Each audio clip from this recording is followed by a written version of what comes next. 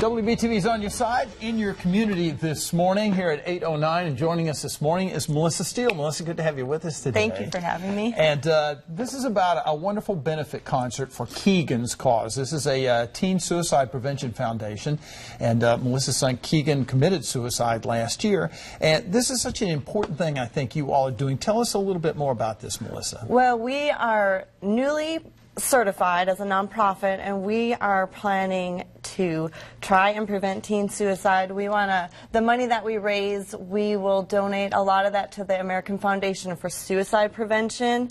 I really want to get word out and let parents know some things that I may have missed maybe, and because my son didn't show any signs, didn't tell anybody, we had no idea. It was a complete shock. But now, looking back, there are some things that I wish I had maybe taken notice of.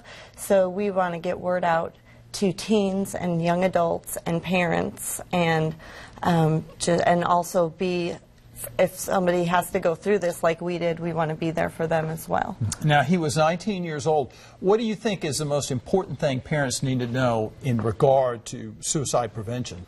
Well, being open with your kids, even if they seem like they are perfectly fine, there are just something, he was experimenting with pot, and I think that is something that if you find out your children are doing that, even though he was very responsible and he had never really done much else wrong, maybe we could have just talked to him a little more about that. We thought he had quit, but maybe been a little more, going through his things a little more and things like that. And also just being very open with your kids that even if they are feeling these feelings, they need to come to you and just let you know. Yeah, it sounds like communication is a big thing here.